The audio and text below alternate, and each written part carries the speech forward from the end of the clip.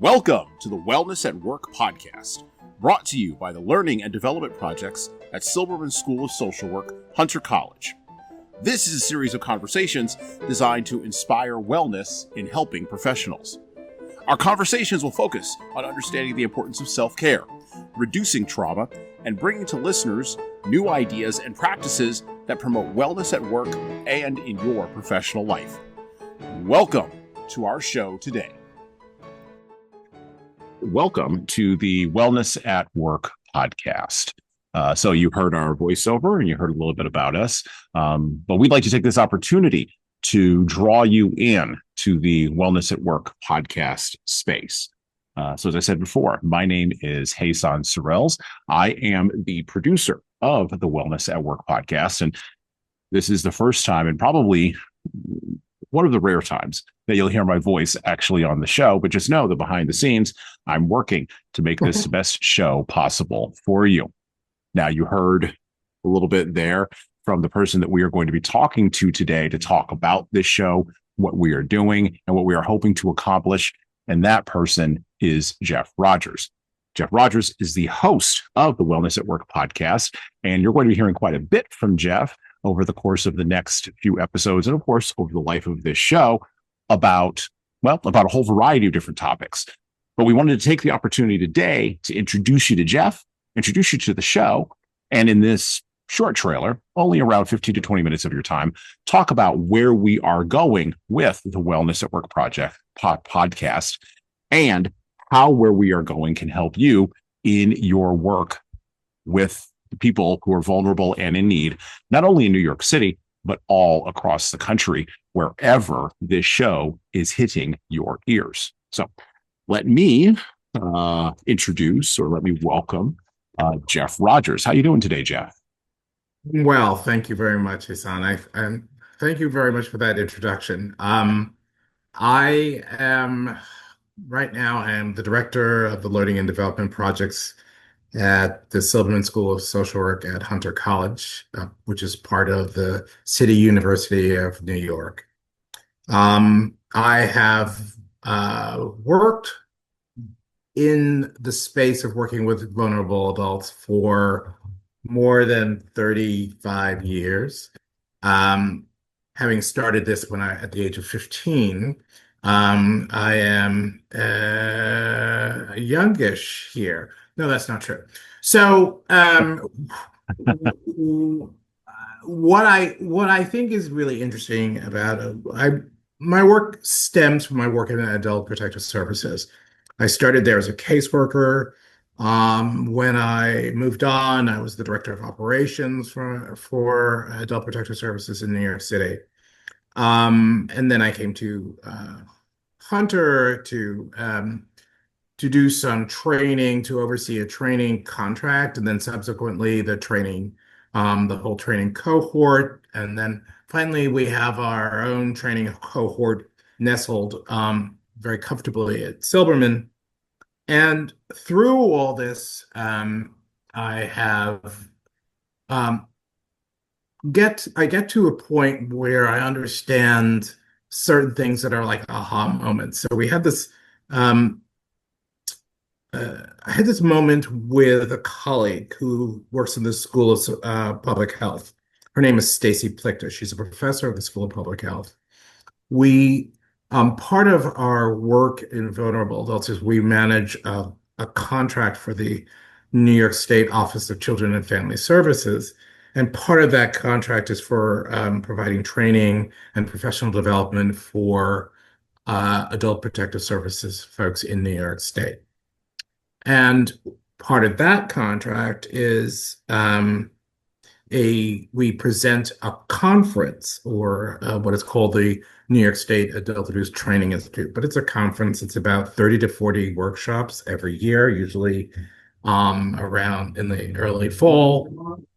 And one year we presented it in Buffalo. And Stacy and I had been partnering on discussions around work in adult protective services in other areas. And so she came up to the conference with us. And she came to me during the conference and she said, there's a lot of unhealthy people here who are doing this work. And that was kind of when you looked around and you saw what she was talking about, Hmm. it kind of made sense, like right away, like, yes. And she said, I'd like to start to do some work and some research and figure out ways that we can intervene to make better health outcomes for people who do this work. Well, Hmm. that was around, Hazel, that was around, oof, I don't know. Gosh, I've been in this work so long, I think it's starting to lose my sense of orientation and time, but I think that was about 15 years ago. Um, and so she and I had partnered on various different projects to sort of figure out better or more effective ways for people to get information about how to be healthy. Hmm. Stacy regularly presents a workshop or two at the Adult Abuse Training Institute and has done, and she's on the steering committee for it. So the voice of worker health is in large part um, comes from Stacy and with me sort of kibitzing and being the cheerleader for why its importance. And if you think about the work he said that the people who are doing this work, who are going into places where maybe these are people who hoard, and what they hoard has a biological characteristic to it, Hmm. or even if you think about hoarding, even as a sort of an assault on the psyche, Hmm. how it's how unhealthy both of those situations, both of those scenarios are. So um, then there's also how is health promoted on the teams of these folks who do this work? And how can supervisors help and promote the health of the people who are doing this work? So Yeah. in a snapshot, Yeah. that's really what I think these podcasts are going to be about is to sort of give voice. Um, One other thing, and I know I've been jabbering about this, but one other thing is that if before Stacy and I started to publish, and I know this sounds like I'm an egomaniac, there was nothing in the academic literature about adult protective services, um, uh, service providers, and health. There is some in the literature about child welfare folks and child protective folks, but not for adult protective services. Got it. Got it. Got it. And I would not have known any of that. And it's good that you sort of laid that out. And in our first sort of collection of episodes, which, we've already started to record, which are going to be released, subsequent, to this trailer. And of course, as part of our kickoff of the Wellness at Work podcast, we're going to talk with Stacy about all of these areas, including, wellness, compassion fatigue, the nature of teams and social services and helping professionals, and how all this comes together. Again, not just in a New York City or East Coast based context, but all across the country, right? Right. Um, we talk specifically about the importance of worker health in relation to the things that workers see, like around hoarding or around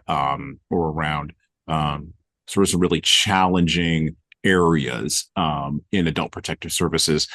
For those of us who don't know or who are not aware or maybe have never had any interaction with adult protective services, and this is a key question that I think we're going to explore with Stacy as well, but I would love to get your perspective just briefly here. Um, what makes it so hard to work with adults Well, do you have of family? any age? You you have know, family, don't you? I do have family. I do have Uh, family. Yes, yes, I do. well, so let me sort of twist that a little. Sure. Well, significantly, quite frankly, you want it to be hard to work for adults, and I'll explain why. You want adults to have self-determination. You Right. want adults to have their autonomy, and you want our society to uphold and protect that autonomy, that self-determination as much as possible. Hmm. Um, where and why to sort of circle back to the original direction of your question, why it's difficult is because of those things. Hmm. So where adult protective services is always trying to do is find the least intrusive intervention possible where we find an adult at risk. And if the adult is unable to address, recognize, and there's recognize the risk, and there's no one else willing and able to assist, it becomes necessary for adult protective services to consider an intervention. And we're talking about thinking about those kinds of societies where those kinds of protections of autonomy and self-determination are not built into hardwired into the societal structure.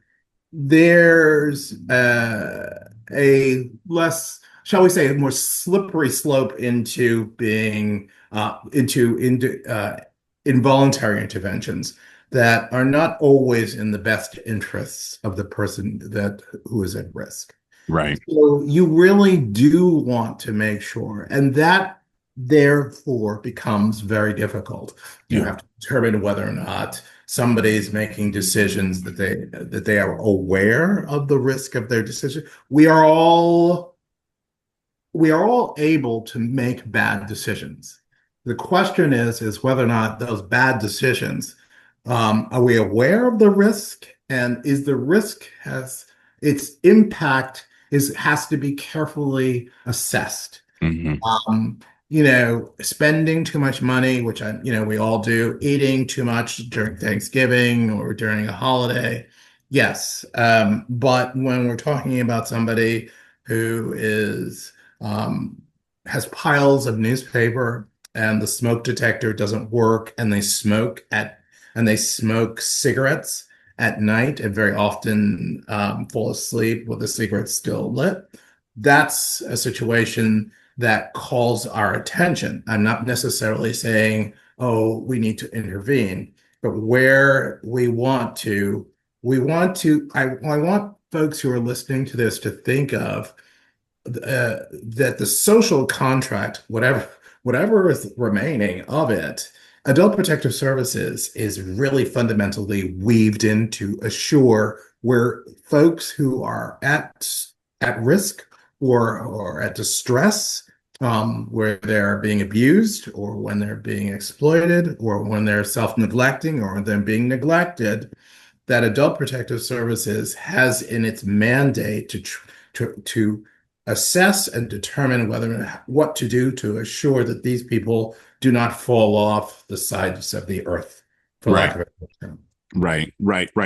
And it sounds like we're going to be talking about a lot of areas on this show. There's a lot of interweaving pieces there. I mean, you talked about obviously self-determination and autonomy, but also the intersection of that with the law and what does that look like, or what do abuses of the law look like? We can't go into it too deeply today. We only have a short amount of time, but I'm sure that these become challenges that become even more, to your point about risk, even more fraught with risk as an individual gets older, and becomes less able, potentially, just because of natural biological decline, becomes less able to assess risk in a whole variety of different factors or ways, or maybe differently able to assess risk. And then, of course, I loved it how you brought up, Geoff, the idea of the social contract. You and I have talked a little bit about that. Now, that's just a taste for our listeners. We don't want to go, we don't want to jump into that. But Nobody wants social studies on a podcast. this is true. This is true. Right. But we will talk about all of those areas on the show. Okay.